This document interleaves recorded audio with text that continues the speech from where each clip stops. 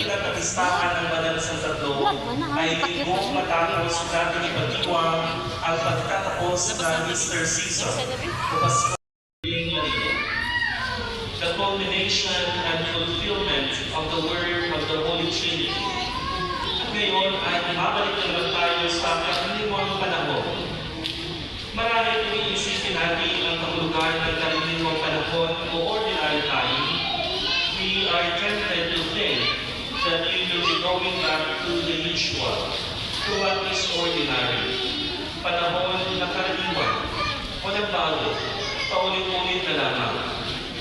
But ordinary time is not just a time wherein we go back to the usual or ordinary things. But ordinary time invites us to put everything in order. Kung paano ibinigay ng Diyos at kaayusan ng ating nasirang ugnayan sa Kanya sa pamamagitan ng pagpapakasakit, pagkamatay at ulit pagkabuhay ni Jesus, ganun din ang paanyaya at hamon sa atin ng Diyos na isaayos at ibalik sa ayos ang lahat ng bagay, ang ating pakikitungo at pakikipagrelasyon sa Diyos at sa ating kapwa. Kahit sa karaniwang panahon, mahahanap at masusuntungan tayo natin ng Diyos, and in the ordinariness of our lives, God manifests Himself and reveals Himself. Therefore, even in the ordinary time, holiness is possible, and our relationship with God will further grow and bear fruit. Ngayon nga po ay pinagdiwang natin ang dakilang kapistahan ng Santissima Trinidad at binibigyan din ang ating pagdiriwang ang relasyon at pagmamahalan ng Banal na Santatlo. Malimit natin marinig na walang perfectong relasyon, walang perfectong buhay, walang perfectong pamilya, at walang perfectong pamayanan. But the Holy Trinity shows us that there is such thing as perfect relationship, perfect community, and a perfect family. Ang Banal na Santatlo ay isang pamilya, isang pamayanan, at isang pakikipagrelasyon. Kapag pinag-uusapan naman natin ang Banal na Santatlo, maraming tayo ay natitempt na magtutulad na ito ay mystery, beyond our beyond and above us. At wala tayong kamayanan, gawain at pag-aaral ng misteryo nito. Tunay nga naman, ang Banal na Santatlo ay isang misteryo.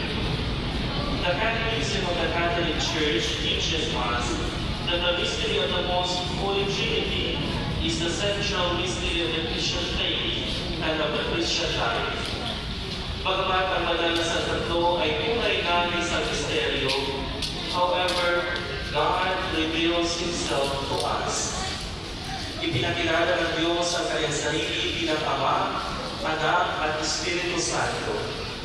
Si San Agustin ay nagsasabi din sa atin na kung lubos natin nauunawaan ang Kanyang pagka-Diyos, ibig sabihin, hindi siya Diyos.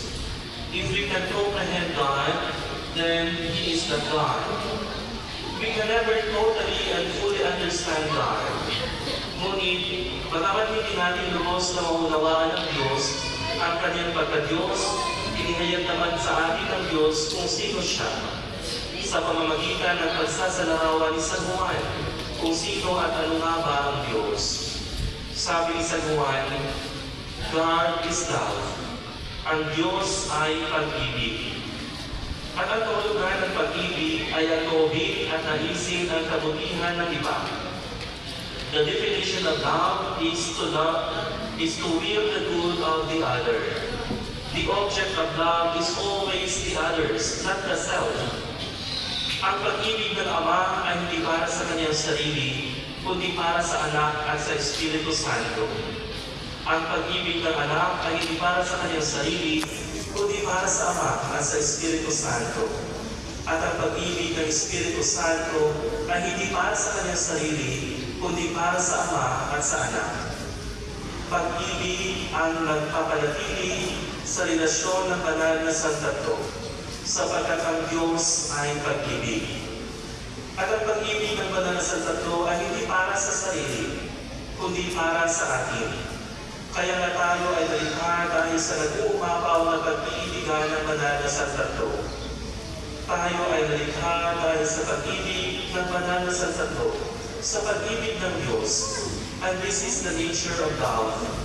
Love is always creative. Sabi ni San Maximiliano Maria Colbe, only love creates. Love will never destroy, but rather it creates, it restores, and redeems and saves us. If your love destroys others, then that is not true love. Because the person who loves will always feel the good of his beloved. At ang pag-ibig ay hindi lamang ito sinasabit. Ito ay pinatunayan sa pamamagitan ng ating mga gawa. Love never destroys a person. Kapag sinasabi kung mahal mo ang isang tao, hindi mo hahayaan masaktan o masira sila. Ang tao nagsasabi ng mahal kita sa kanyang kapwa, ngunit sinisiraan o nagpapakalat naman ng fake news laban sa taong sinasabihan niya ng mahal kita, ay isang tao hipokrito o mapagpaibabaw. A hypocrite person will never be totally happy.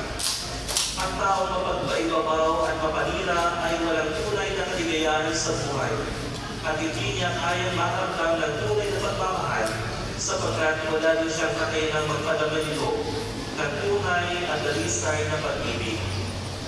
Magiging maligaya lamang ang tao kapag siya ay dalisay at tapat kung magmahal. Ang pag-ibig ng banal na Santo ay pag-ibig na dapat nating kasamin at tularan. Pag-ibig na hindi ang sarili ang sentro, kundi ang kapakanan ng iba.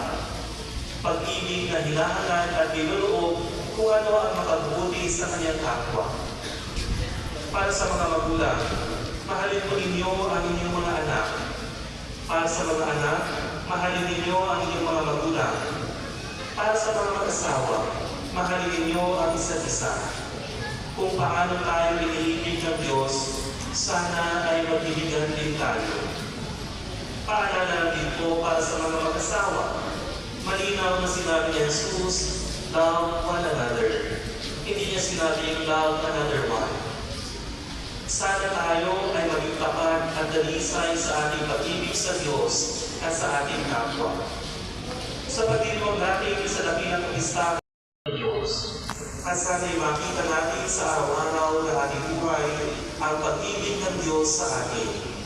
Ang pag-ibig ng mahabagin Ama, pag-ibig ng anak na nagliligtas at tumubos sa atin, at pag-ibig ng banal na Espiritu na patuloy na gumagabay at nagdadala sa atin sa katotohanan at lubos na ligaya. Glory to the Father, and to the Son, and to the Holy Spirit.